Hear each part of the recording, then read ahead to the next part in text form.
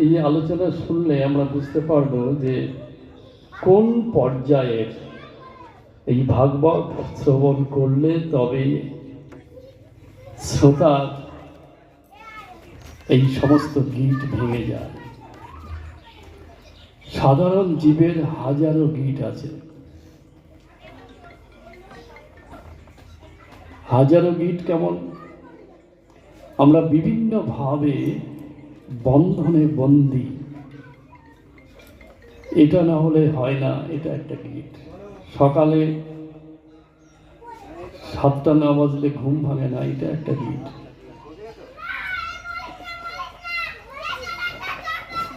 খাবারের পাতে এই উপাদান বা পদ না থাকলে খাবার হয় না, পেট ভরে না, এটা একটা গীত। কেউ কিছু বললে, সমালোচনা করলে ক্ষেপে যায়, ক্রোধ জাগে, এটা একটা গীত।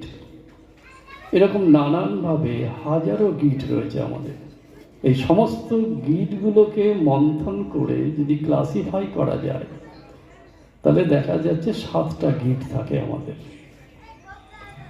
এবং আগের দিনই বলা হয়েছিল যে ঋগ্বেদে এই 7টা গীত বা 7টা অজ্ঞান বন্ধন রয়েছে আমাদের।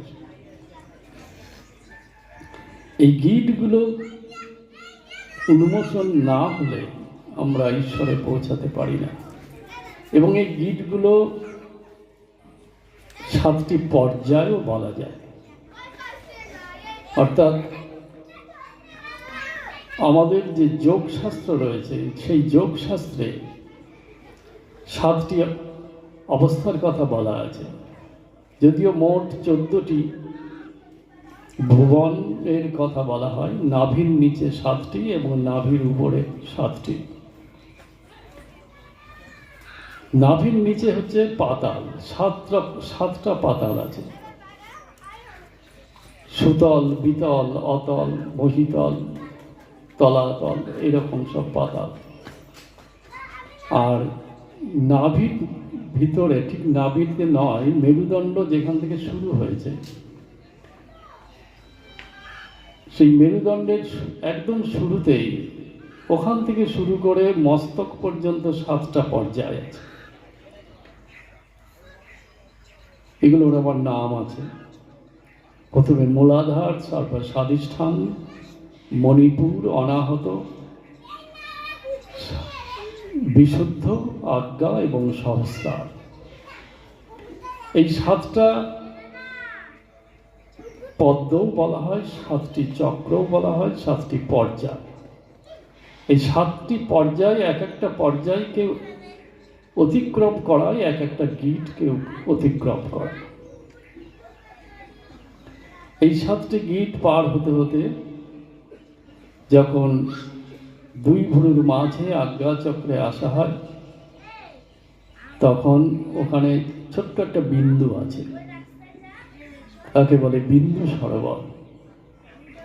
সেখানে এসে মন ওই বিন্দু সরোবরে যখন চান করে, তখন মনের সমস্ত কালিমা দূর হয়ে যায়, মন তার স্বরূপ হারিয়ে ফেলে। মনের কর্ম কি? মনের ধর্ম হলো সংকল্প বিকল্প। অর্থাৎ একটা কিছু নিয়ে ভাবছে, সেটা ছেড়ে দিয়ে আর একটায় চলে গেল, আবার সেটা নিয়ে কিছুক্ষণ পড়ে রইল, আবার সেটা ছেড়ে দিয়ে আর একটায় চলে গেল। এটাই, এইভাবে মন সর্বদা সংকল্প বিকল্প করে। আর মন যেখানে যেখানে ঘোরাফেরা করে, সেখান থেকে যা পায় কুড়িয়ে নিয়ে আসে। অর্থাৎ ঝগড়ার কাছে যদি যাই, ঝগড়া থেকে হিংসা কুড়িয়ে নিয়ে চলে আসবে।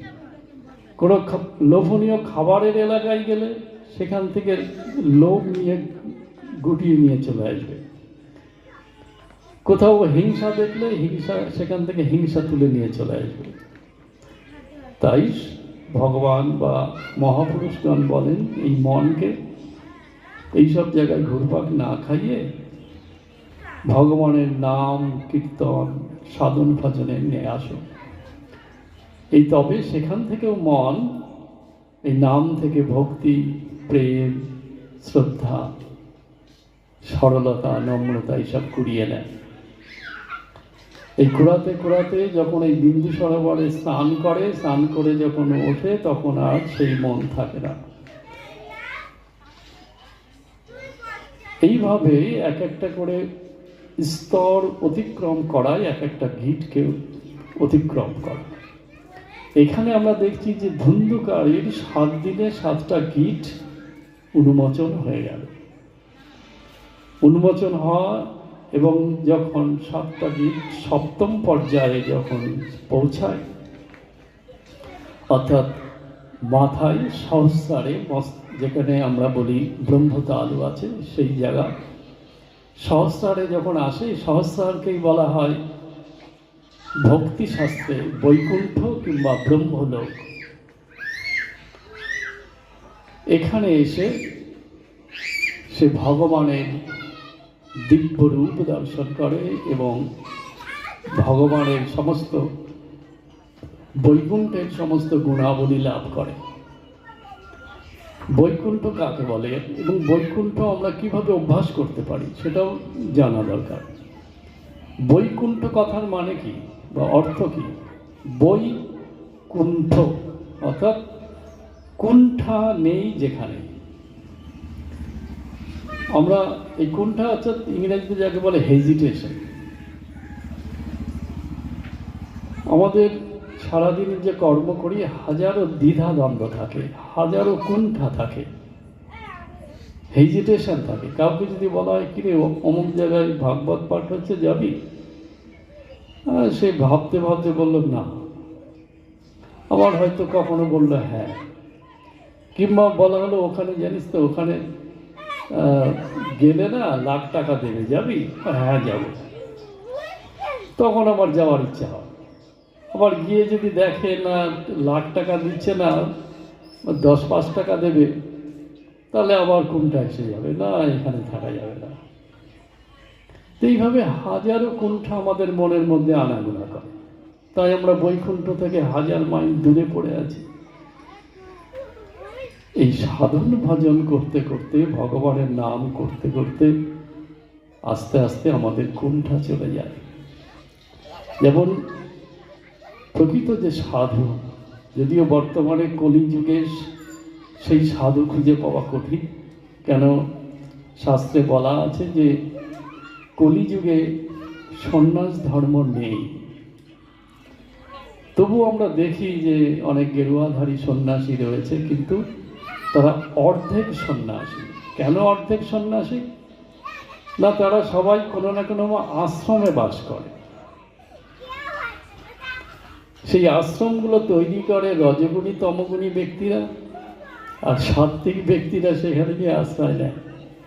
অথচ যখন আমরা আলোচনা করি, যখন প্রবচন হয়, তখন সব রজগুণ আর তমগুণকে মানে যতটা পারা যায় গালাগালি দেওয়া যায়। অথচ সেই রজগুণী তমগুণী ব্যক্তিরাই যে আশ্রম বানায়, সেখানে গিয়ে সাধুরা জায়গা নিয়েছে। এই জন্য অর্ধেক সাধু বলা হয়। কেন? আমাদের শাস্ত্রের নিয়ম অনুসারে সত্য ত্রেতা দাপরের যে নিয়ম সাধু সন্ন্যাসীদের, তাদের কোনো চালচুলো থাকবে না। কোনোদিন গাছতলায়, কোনোদিন পুরো বাড়ির তলায়, তাও এক জায়গায় 3 দিনের বেশি থাকা যাবে না। তারপর খাওয়া দাওয়া কি হবে?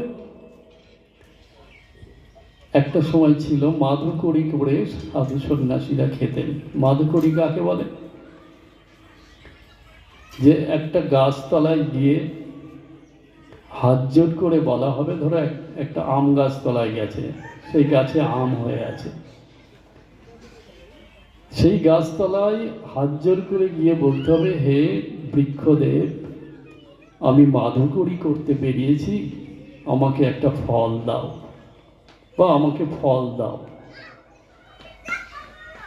যদি গাছ থেকে এমনি এমনি ফল পড়ে তবেই সে নিতে পারবে, পেরে নিতে পারবে না। এইভাবে 3টি গাছতলায় যাওয়া হবে। 3টি গাছতলায় গিয়ে যে ফল পাওয়া যাবে, এইভাবে চেয়ে প্রার্থনা করে সেদিন সেই ফলই হবে তার আহার। আর যদি দেখা গেল 3টি গাছতলায় যাওয়ার পর কোনো ফলই পড়ল না মাটিতে, তাহলে সেদিন তার সম্পূর্ণ উপবাসী থাকতে হয়।